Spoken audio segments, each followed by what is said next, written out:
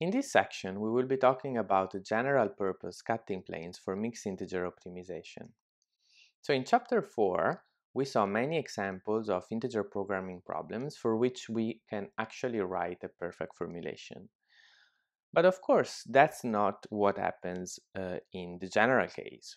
Normally, for mixed integer linear optimization problems, we don't have perfect formulations. And so what we try to do, both from a theoretical and practical perspective, is to strengthen the formulation to make it as close as possible to being perfect. There are many techniques to obtain this type of cutting planes, and in this chapter we will mainly see Quatali inequalities, split inequalities, and also lattice-free inequalities. In particular, all the cutting planes that we will see in this chapter are called general purpose, in the sense that they can work for any mixed integer linear programming problem. And this is opposed to other types of cutting planes that are more specialized for specific problems, and we're going to discuss that in later chapters. Okay, so let's start with the pure integer setting. Just to recap, we will be considering a pure integer linear set, and as always we denote it by capital S, and this consists of the integer points in a rational polyhedron. And a rational polyhedron is described by a system of linear inequalities, and without loss of generality, both the matrix A and the vector B are integral. So we just introduce a little bit of a notation here, since we're going to use it very often. The convex hull of the set S will be denoted by Pi, and I will be referring to it as the integer hull of the polyhedron P. We know very well that Mayer's theorem implies that Pi is a rational polyhedron. And this is an example that we've already seen before. This is our polyhedron P, and this is our integer hull Pi. Let's start then by discussing the simplest type of cutting planes that we will be seeing in this chapter, which are called Quatali inequalities. So here's the definition. A Quatali inequality is an inequality of this form, Cx less than or equal to the floor of D, where the inequality without the floor, so Cx less than or equal to D, is valid for the original polyhedron P, and C is an integral vector. So essentially what we're doing is you pick any valid inequality for P, scaled in such a way that C is integral, and round down the right-hand side and obtain the corresponding Quatali inequality. It's immediate to see that Quatali inequalities are valid for Pi. And essentially we can see this both from an algebraic perspective and also from a geometric perspective. So from an algebraic perspective, it's super clear. Why? Because, well, every integral point that satisfies the original inequality Cx less than or equal to D has x integral, but since also C is integral, also the product C times x is integral. So if it's smaller than D, it's also smaller than the floor of D. Now, I think it's very important to understand the concept of Quatali inequalities also from a geometric perspective. In particular, let's visualize an example. So here, we take a linear inequality, which is valid for P.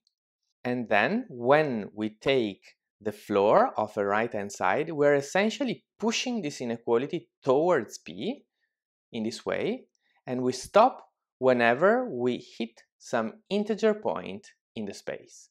Note that this geometric intuition essentially holds whenever the greatest common divisor of all the entries in C is 1, which of course you can always obtain by scaling appropriately your original inequality. Let's see immediately an example of Quatali inequalities that we've already seen in the previous chapter. So these are Blossom inequalities for the matching polytope. Recall that a vector x is the incidence vector of a matching if and only if it's an integer point in this polytope here, which is defined by non-negativity constraints and the degree constraints on the nodes, meaning sum of the xc for every e in delta of v at most 1 for every node v in v. In chapter 4, we have seen blossom inequalities, which are the inequalities that we added to this description in order to obtain the matching polytope. Blossom inequalities have this form. For every subset of nodes with cardinality odd, the sum of the xe for every e in E of u is at most cardinality of u minus 1 half. Now, these are Quatal inequalities, and in order to convince yourself that they are, what you should do is, for a specific subset u of v with odd cardinality, you sum the degree constraint for every node in capital U, and what do you obtain? You will obtain exactly 2 times this sum plus the sum of all the xe for E in delta of U, upper bounded by the cardinality of U. Now we want to eliminate all the variables in delta of U, and to do so we add all the corresponding non-negativity constraints. Now what you're left with is twice this sum less than or equal to cardinality of U. If you divide everything by 2 and round down the right hand, you obtain exactly this inequality. So essentially, the multipliers that you need to obtain these Quatal inequalities by summing original inequalities defining P are multipliers uv associated with the degree constraints equal to 1/2 for every v in u and 0 otherwise.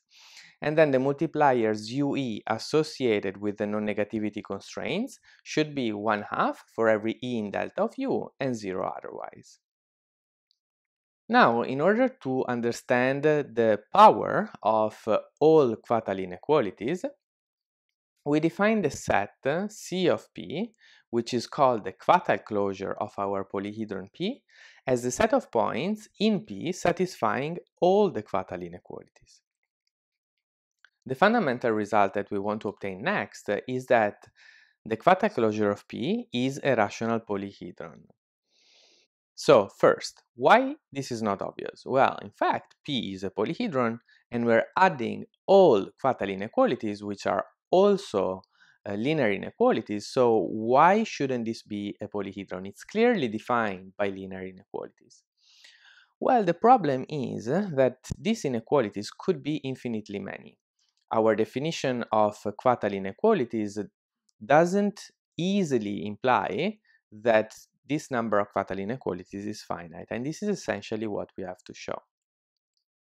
So the main lemma that we will use to prove this result, this theorem, is lemma 5.13. So let's read through it.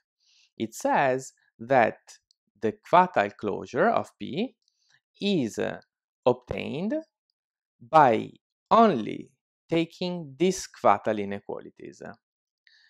And these Quatal inequalities are a little bit different from what we've seen. So they are of the form uax less than or equal to ub floor for every u with ua integral and u between 0 and 1. Now, forget for a second about this u at most 1, which is essentially what we have to show. The rest is somewhat obvious because it directly follows from Farkas lemma. Every valid inequality for P that we add in the definition of Quatal inequality can be always obtained with some specific multipliers associated to the original system AX less than or equal to B. So in general, if I had the same inequality here without the floor, that's just a general linear inequality that is valid for our polyhedron P. So requiring that the left hand is integral is exactly this condition. UA is in Zn, it corresponds to our condition C in Zn. And u greater than or equal to 0, of course, follows from, again, Farkas, because valid inequalities only are associated with non-negative multipliers. So what we really have to show is that u is upper bounded by 1. Okay, so now let's prove these two results. As promised, the first thing we need to do in this proof is to use Farkas lemma. So let Cx less than or equal to the floor of t be a Quatal inequality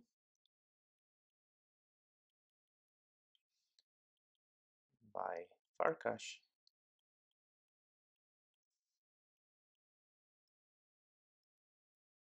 there exists multipliers u greater than or equal to 0 such that ua is equal to c, and of course integral, and ub is at most d. So then we have that the set of points that satisfy the inequality given by Farkas, so uax less than or equal to ub floor, is contained in the set of x such that cx less than or equal to the floor of d. Great. So, well, now the true idea of the proof, which is really the only idea we need. Essentially, we will break down the inequality that we just derived through Farkas as the sum of two new inequalities. And it will turn out that one is exactly our target inequality, so it's a Quatal inequality with multiplier between 0 and 1, and the other is simply a valid inequality for the polyhedron. So let's write down these two inequalities. So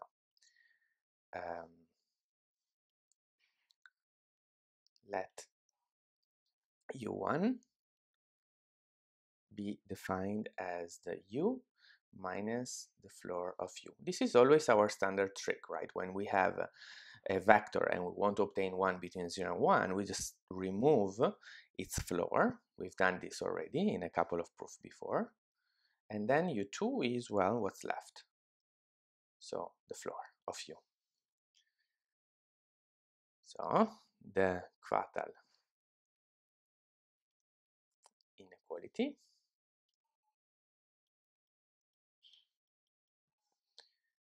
from Farkas, so uax less than or equal to the floor of ub, is the sum of the first, so u1ax less than or equal to the floor of u1b, and the second, which is u2ax less than or equal to u2b. And here we don't need the floor. u2b is, of course, already integral, because u2 is integral and b is integral as well. And so if you sum these two inequalities, the left hand is clear that you obtain uax. In the left hand, you have the floor of u1b plus u2b, and since u2b is integral, you can bring it inside of the floor and obtain exactly ub floor. And so this happens since, let me write it here, since u2b is integral. Good, so now let's discuss separately these two inequalities. Let's start with the simplest one. u2ax less than or equal to u2b is valid for p. Why? Well, because this is just a non-negative combination of inequalities defining p. On the other hand, u1ax less than or equal to the floor of u1b is a Quatal inequality.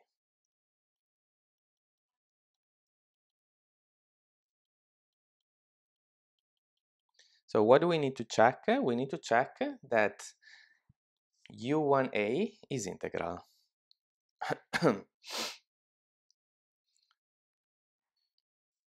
So it's a Quatal inequality since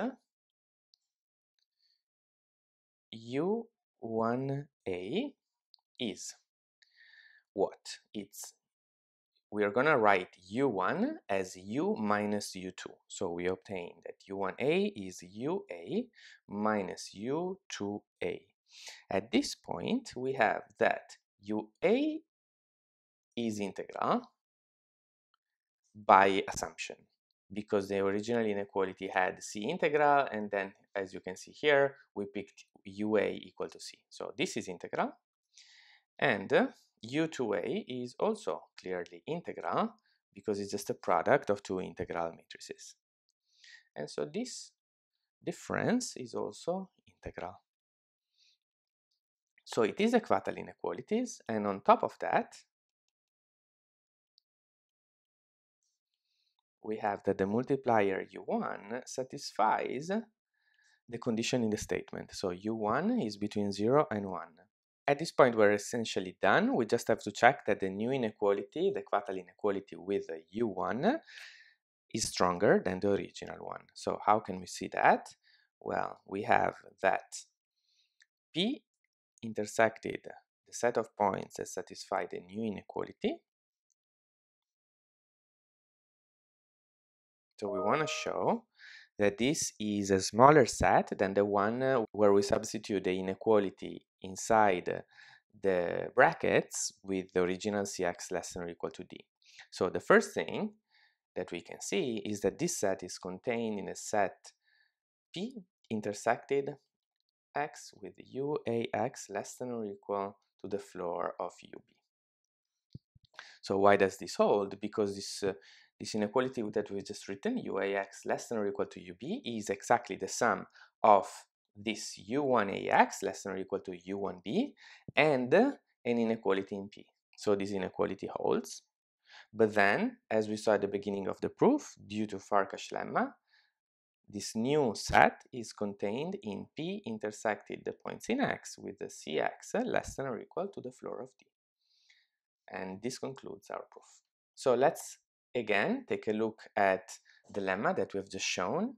So we have proven that the quatal closure of P is the set of all points satisfying the inequality UAX less than or equal to UB for every U with UA integral and U between 0 and 1. And this is essentially everything we need to prove the next theorem, which is that the quatal closure of P is a rational polyhedron.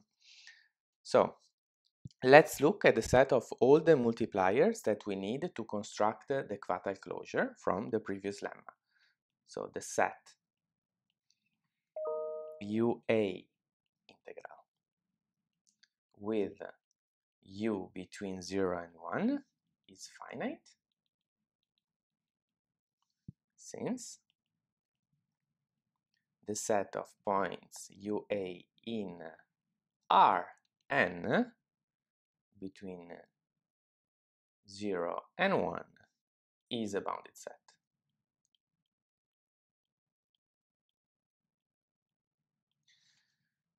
So the fact that this is a bounded set is clear because we're just taking combinations of rows of A with multipliers between 0 and 1. So of course this is a bounded set. And then I'm just taking the integer point in a bounded set, which therefore is finite. And at this point we're done from the lemma. So lemma 5.13 implies that the quatal closure of P is a polyhedron.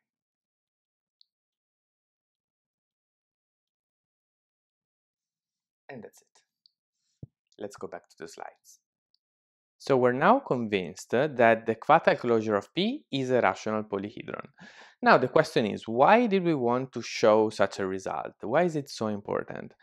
Well, the fact is that since the quatal closure of P is a rational polyhedron, we can then take the quatal closure of the quatal closure of P. So essentially we can repeat our quatal closure operation over and over. Since it's originally defined over a polyhedron, we need to show that this set is again polyhedral in order to apply the same operator to this set once again. Good, so we can now define the second quatal closure of P as the quatal closure of the quatal closure of P. So we're going to denote this by C2P, and this is equal to the closure of P. So that's the notation you would use if you're more from a computer science background. If your background is more in mathematics, then essentially you're looking at the composition of the function c with c itself. Of course, we can keep repeating and iterating this closure process, and so we define the quatile closure number t, denoted by ct of p, and this is the quatile closure of ct minus 1 of p. So the quatile closure of p is the quatile closure of the quatile closure of p number t minus 1. In this way, we obtain a sequence of polyhedra. P is the largest, then the quatile closure of P, or first quatile closure of P, then the second. Every time we add inequalities, so we obtain something smaller and smaller, potentially. But what is certain is that all these sets contain the integer hull pi of P. So now we can ask ourselves several questions associated with this sequence. So the first is, does this sequence always converge, or it doesn't? And if it does converge, what does it converge to? Of course, we hope that it converges to pi, but maybe it converges to something in the middle, so that it essentially gets stuck somewhere in the middle. And then, if it does converge to something, does it converge in finitely many iterations or infinitely many? And if finitely many, in how many exactly? So there are several questions, and we're essentially going to answer all of them in the next slides. In fact, what we will be showing is that there exists a finite number t such that the closure number t is equal to the integer hull of p. And proving this answers to all the first two questions, because it shows that the sequence does indeed converge and that it converges to the integer hull of p, which is really the best thing it can do. Then we will also briefly talk about how many iterations it takes. Now, if the closure number t of a polyhedron is equal to pi, then of course also all the subsequent closures will be equal to pi as well. And the first t, for which ct of p is equal to pi, is called the quatile rank of the polyhedron, which gives us essentially a measure on how long it takes us to get eventually to the integer hull using quatile closures. The same concept of rank can be applied not to the polyhedron, but to the inequalities. So any inequality that is valid for the closure number t, but not for the closure number t minus 1, is said to have quatile rank t. So in particular, every valid inequality for pi has quatile rank that is bounded by some number. Why? Well, because this holds. So every inequality valid for pi is also valid for ct of p for such a finite t. So our next target is to prove this result, that there exists a finite t for which the closure number t is equal to pi. In order to prove this result, we need a lemma. Such a lemma is fairly technical, so the first thing I want to do is look at the simplification of that lemma. So that's why this lemma is called 5.16 minus, because it's not exactly what we want, but it's what I want to discuss first, and what essentially contains the full idea of this lemma, and we will discuss later how the true lemma is an extension of this one. Let P be a full-dimensional rational polyhedron. Then the integer hull of P can be written with a system ax less than or equal to b, where a and b are integral, and with the following property. For every row of a, so essentially for every inequality in this system, there exists a different right-hand side such that if I write aix less than or equal to di, I obtain a valid inequality for p. So essentially what I'm saying is pick one inequality here, which is aix less than or equal to bi. That's one of the inequalities defining pi. Well, I can always relax di. Well, I can always relax bi with a larger di, so that the same inequality but with di is not only valid for pi but also for p. For example, here I have a general example of a polyhedron P, and the corresponding pi. And let's look at this vertical inequality here, valid for pi. As you can see, I can relax the right-hand side so that the new inequality is vertical again. Of course, I'm not changing the left hand, but it will be valid also for p. Good. So we're not going to show this lemma. It's fairly intuitive. Of course, it's not obvious. It definitely requires a proof, but we're not going to show it. But I just wanted to give you the intuition of what this lemma actually says. So the next thing I want to do is instead give you the full lemma 5.16. And in blue, I have highlighted the differences with respect to the simpler lemma that we just discussed. So I no longer assume that P is full dimensional. Instead, I have this kind of technical condition that the affine hull of P contains integral points. The next difference is that the system AX less than or equal to B doesn't have to be a description of Pi, but it has to define Pi if you intersect it with the affine hull of P. And finally, the last difference with the simplified lemma is that I also require that every inequality has the left hand that is not orthogonal to affine hull of P.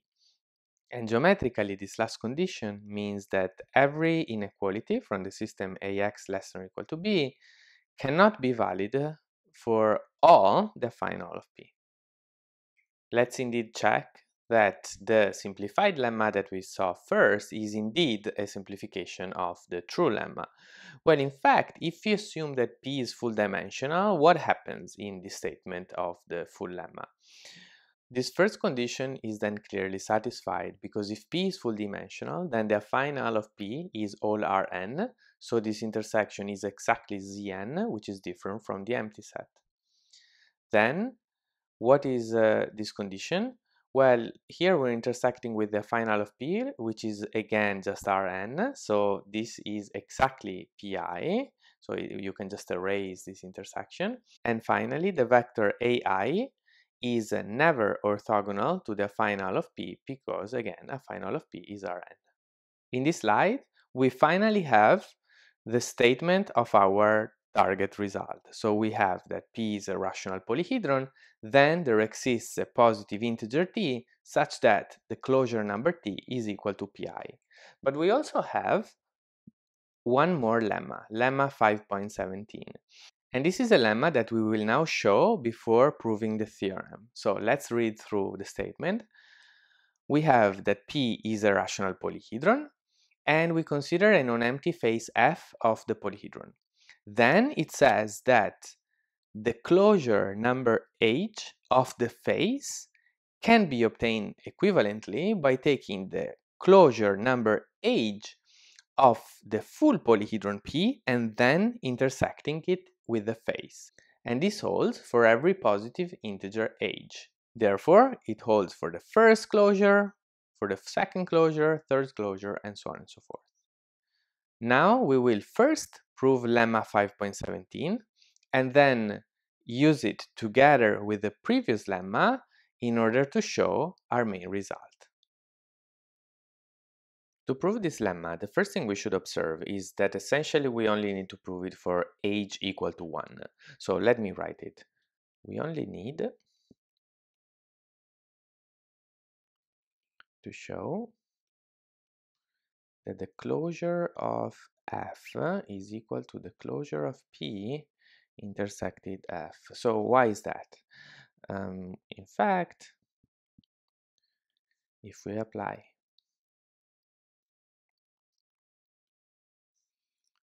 this equality,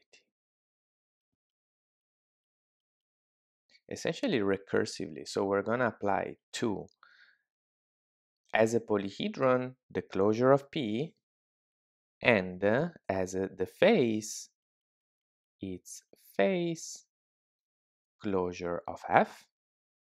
What do we obtain? So on the left hand, we obtain the second closure of F, and on the right hand, we obtain the second closure of P intersected the closure of the face. Now, let's just copy second closure of P, And what about the closure of F? This, again, applying this equality, this is just a closure of P intersected F.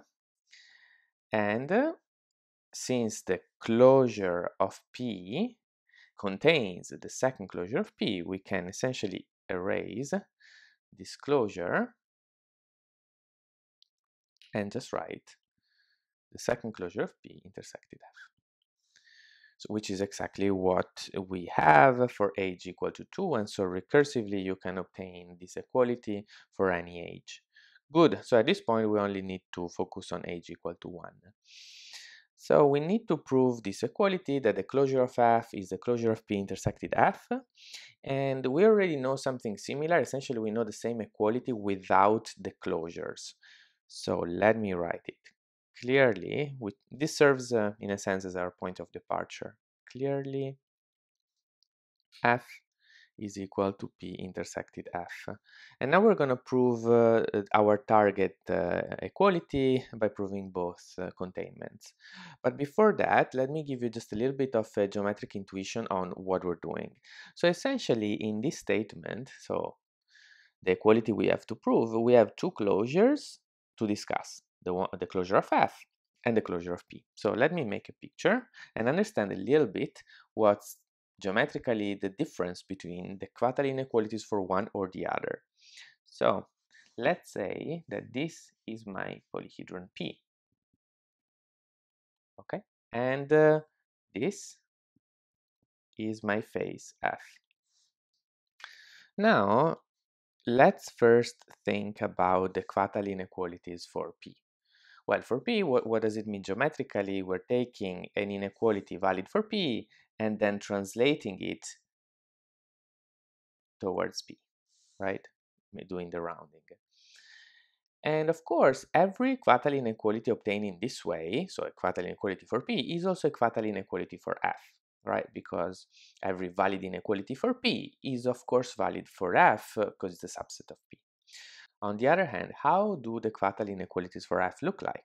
Well, in this case, we need to take a valid inequality for F, which of course could be valid for P or not. So for example, this one is a valid inequality for F if it points upwards, and then round down and obtain the corresponding Quaternion cut for F. So this picture already makes us understand that every Quaternion inequality for P is also a Quaternion inequality for F, but not vice versa. Good, and so essentially in our proof, one direction, the easy one, follows exactly from the fact that every Quaternion inequality for P is also a Quaternion inequality for F. And to obtain the other containment, it's a bit more tricky because essentially we need to show that everything that is cut from the face through a Quaternion inequality for F can also be cut with a Quaternion inequality for P. And this will require essentially tilting the inequality for F in such a way that it becomes valid for P. Good. So let's start then with the easy case, which is the following. Closure of F is contained in the closure of P intersected F. And this, as promised, just follows because every Quaternion inequality for P is also a Quaternion inequality for F. Therefore, starting from the above equality, this trivial equality, when we add to the right hand all the Quaternion inequalities for P in order to obtain this intersection instead, then every inequality that we add is also added to the Quaternion closure of F, and so this containment holds. Great, so let's now focus on the more challenging direction. And let's immediately write how we will show the reverse inclusion. So to show that the closure of F is contained in the closure of P intersected F, it suffices to prove that for every fatal inequality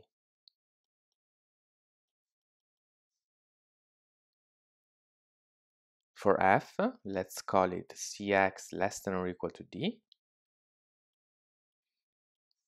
there exists a fatal inequality.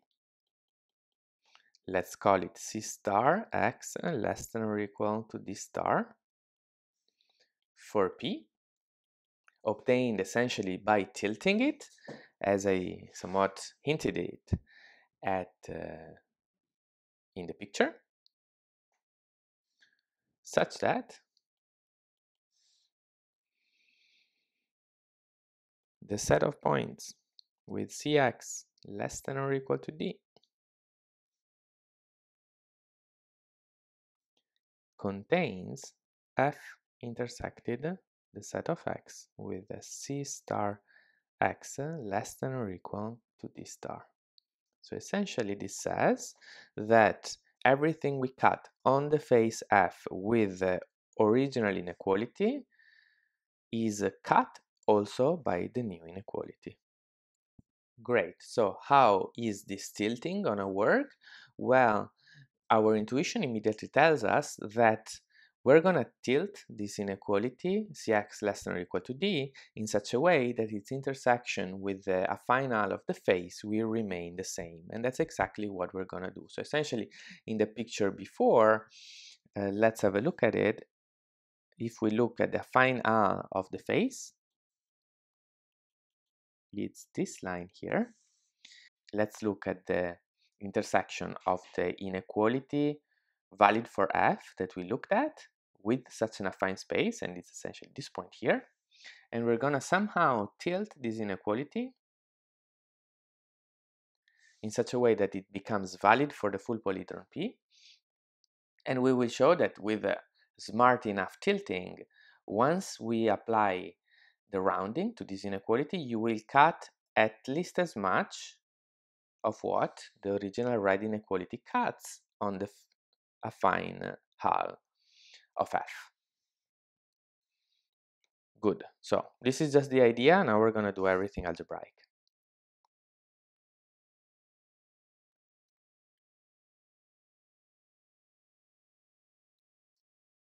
So let P be described by the system Ax less than or equal to B. And as always with A and B integral.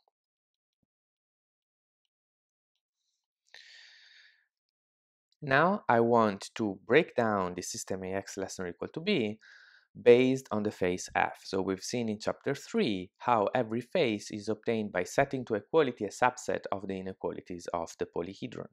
So let's then write down the notation from that theorem. By theorem 3.24, we can partition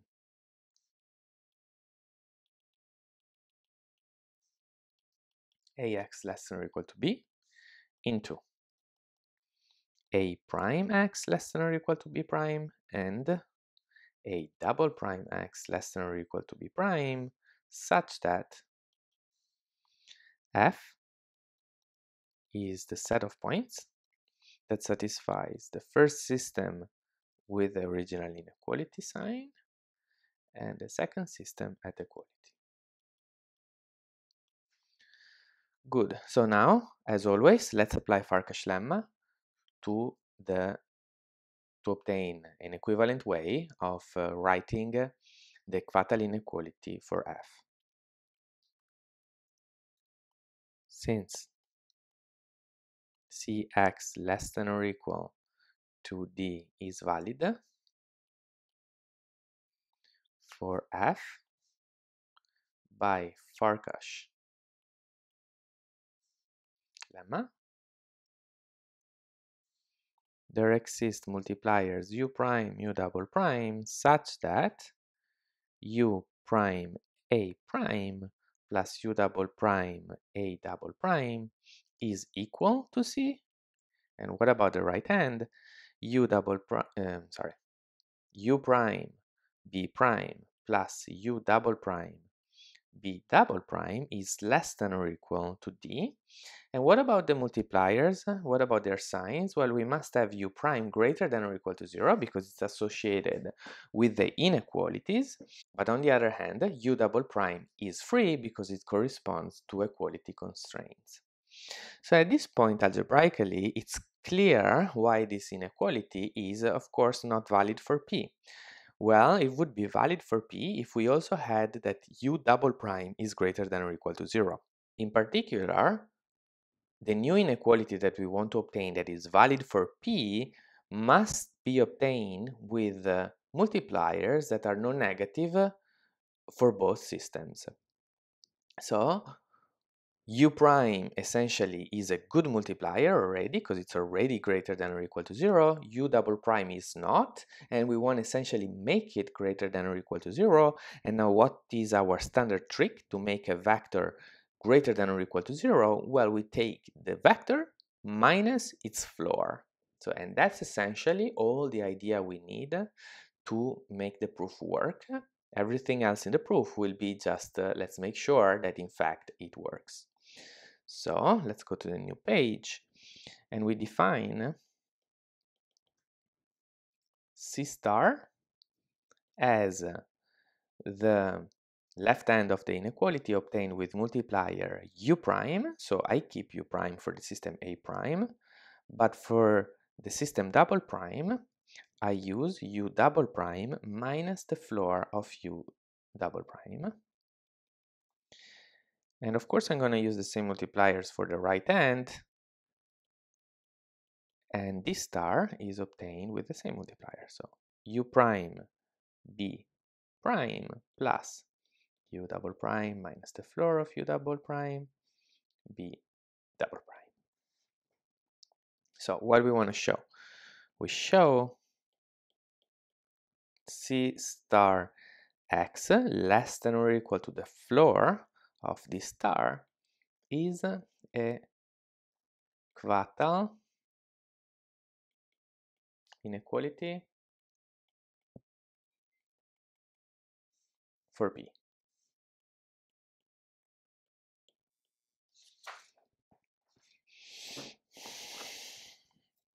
So the first thing is what we already observed, which is C star x less than or equal to this star is valid for p. Since u prime and u double prime minus the floor of u double prime are greater than or equal to 0. Perfect. Secondly, in order to prove this is a quatal inequality, we need also to show that C star is integral. And let's check that. We have C star equal to, let's look at the equality here at the beginning of the page. We have that C star is u prime a prime plus u double prime a double prime, which is exactly C, minus the floor of u double prime a double prime. So let's write it. So this is C minus the floor of u double prime a double prime. And now what can we say? Well, C is integral. Okay, by assumption. And now, well, the floor of a vector is clearly integral and a double prime is also integral. So C star is also integral. Again, standard trick that we use so many times so far. And at this point we're done. Everything we need to check is that this inequality cuts at least as much as the original one on the face. We obtain F intersected the set of points with C star x less than or equal than the floor of the star is contained in Let's take from F exactly what we need. So this is the set of X with C star X less than or equal to D star. And from the system defining F, we take A double prime X equal to B double prime. But really, I'm interested in just one equation coming from this system, which is the one obtained with multiplier U double prime. So let's just take this equality. Good. So at this point, we just sum the two. So we obtain a set that contains the previous one.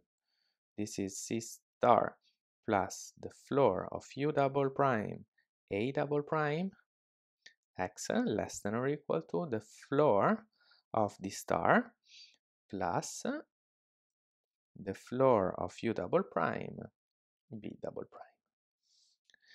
And at this point, well, we know that this guy here is exactly C.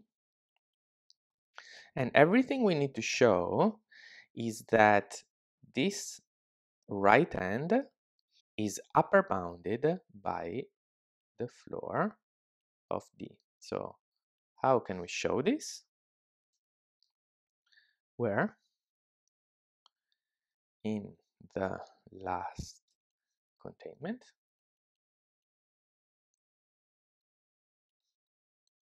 we used what? Well, for sure, we need to use at the beginning of this page our definition of the star, because we really haven't used it yet.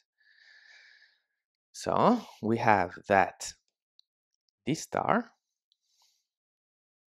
let's read through it. We have that this star is u prime b prime plus u double prime b double prime, which we know is at most d from the previous page, and then minus u double prime floor times b double prime.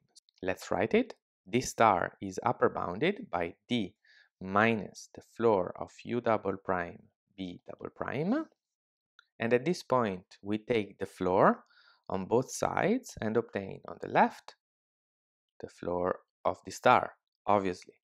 And on the right hand, we obtain the floor of all this d minus floor of u double prime b double prime.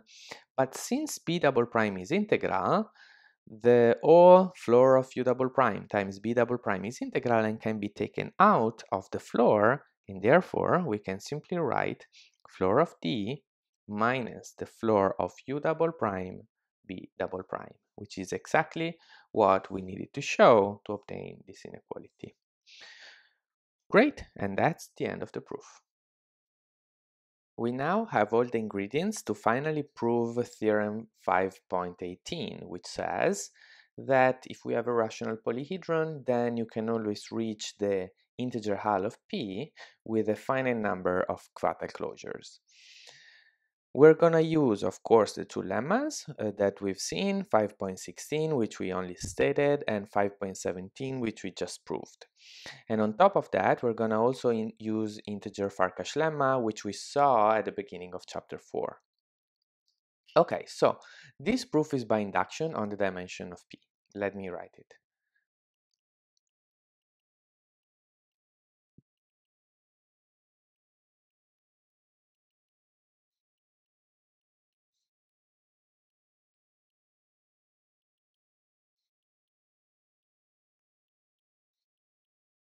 The base cases are where the dimension of P is -1 or 0, because they're both trivial.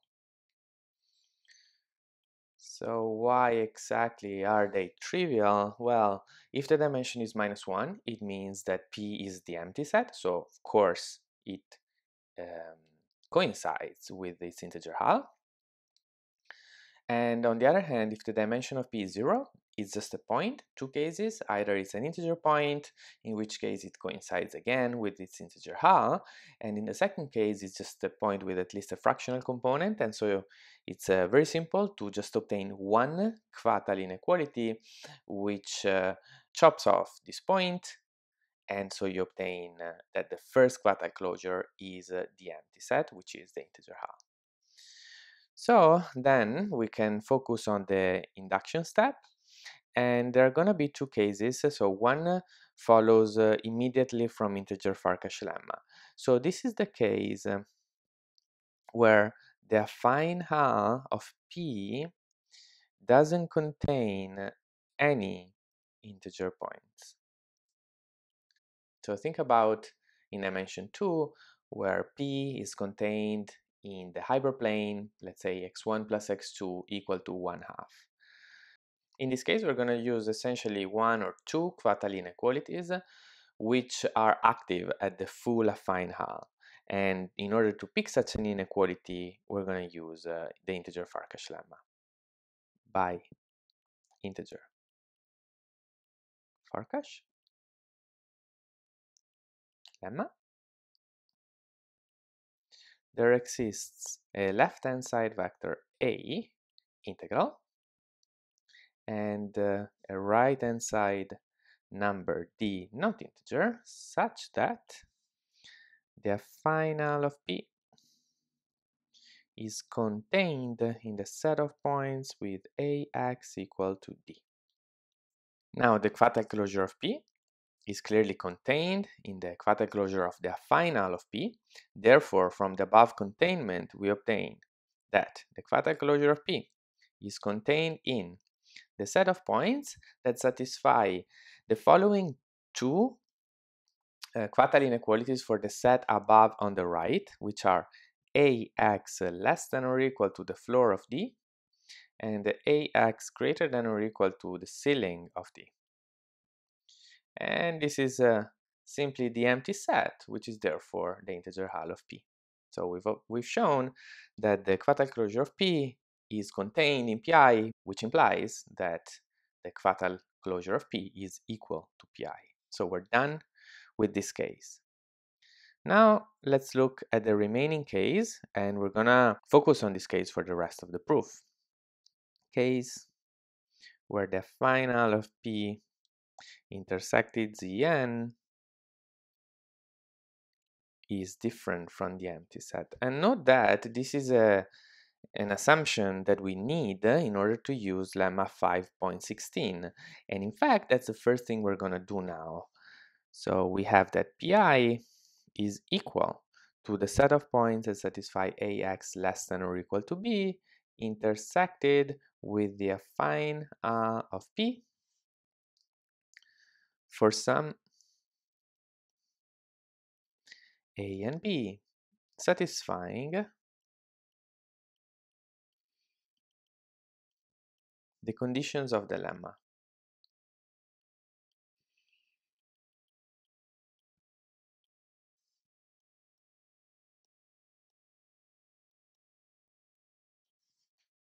Great. At this point, we only need to show that for every inequality from the system Ax less than or equal to B, such an inequality is valid for some closure of P. Because then, among all these closures, we can take the one with the largest index, Ct, and all of them will be then valid for Ct of P, the closure number T of P. Let's write this. We only need to show that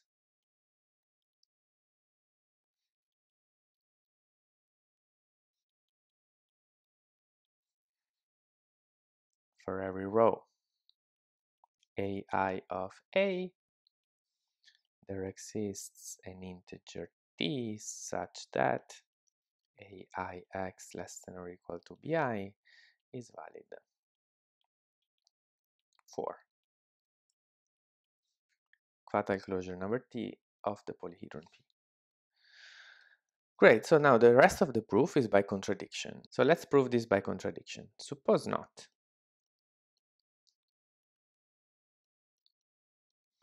So what do we know about this inequality? Well, not much really, but we know something about the different inequality obtained by relaxing the right hand. In fact, from lemma 5.16, we know that AIX less than or equal to DI is valid for P. So let me write it. Recall that AIX less than or equal to DI is valid for P. So let's make a picture just to visualize a little bit what's going on here. So we have our polyhedron. Let's say this is P. And then we have inside PI, let's say it's this guy. And we're looking at just one inequality from PI. Let's say this one.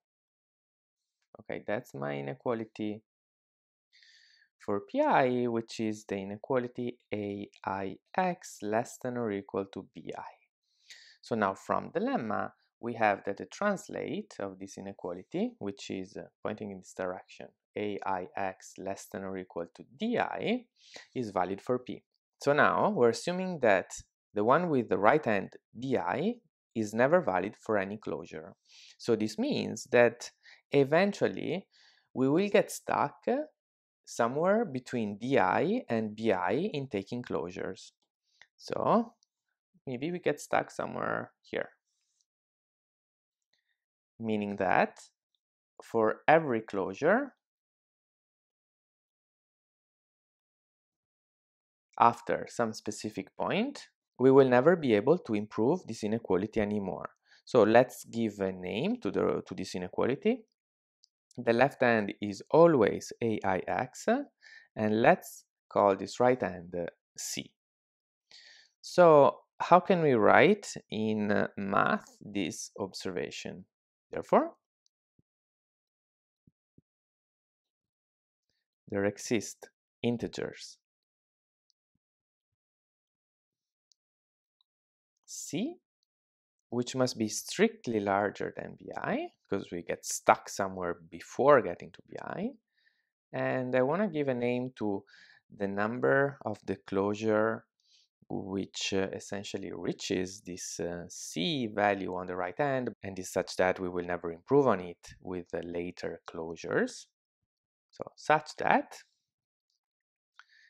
we know that AIX less than or equal to C is valid for closure R of P, but the same inequality with a better right hand is never valid for any subsequent closure. Yeah, so we just formalize what it means to get stuck somewhere between what we know we can get, so DI, and BI, which we know we never reach. So now, what is the idea of the rest of the proof? We have just seen that the inequality AIX less than or equal to C is valid for CRP. Therefore, we're going to look exactly at the face defined by this inequality on that polyhedron. So in the picture, let me highlight it here in blue, is this face over here. Good. Now, since this is just the face of our polyhedron, it has dimension smaller than P. So we can use induction on it. Therefore, there exists some closure of the face, let's say the closure number H, for which this closure becomes the integer hull, and the integer hull of this face is clearly empty. Then, using our lemma 5.17, we can argue that the corresponding face of our closure number R plus age is empty. Equivalently, we have that the inequality AIX strictly smaller than C is valid for such closure. Therefore, by taking one more inequality, we can do another rounding of this inequality, another quartile cut, and so we obtain that AIX less than or equal to C minus 1 will be valid for the closure of P number R plus age plus 1, which of course is a contradiction. So now, this I know is a lot of digest at this point. Let's do this step by step. So let's go to the new page, and let's start by defining the face we just talked so much about. Then F defined as closure number R of P intersected the set of points with AIX equal to C is a phase of closure number R of P, and the integer hull of the phase is the empty set. Now let's use induction. Since AI is not orthogonal to the affine hull of P from lemma 5.16, we have that the dimension of F is strictly smaller than the dimension of P. Therefore, by induction, there exists a number H such that closure H of F is the empty set. Now we apply the second lemma. By lemma 5.17, the fatal closure R plus H of P intersected F is the fatal closure H of F, which is the empty set. Hence, AIX strictly smaller than C is valid for closure R plus H of P.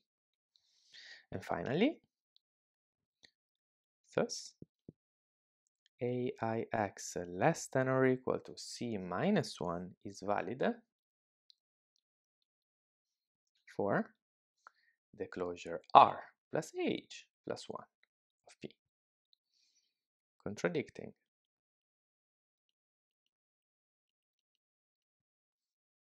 the choice of C and R. So we have our contradiction and we're done.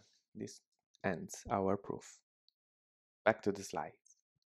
Now that we have proven theorem 5.18, we have finally convinced ourselves that we can always obtain the integer hull of P by taking finitely many fatal closures.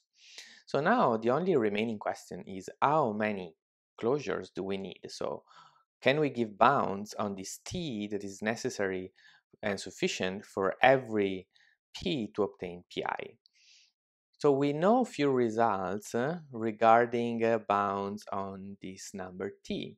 However, all these results only work for polytopes P contained in the unit cube. So not the most general case, but when they are only contained in this cube.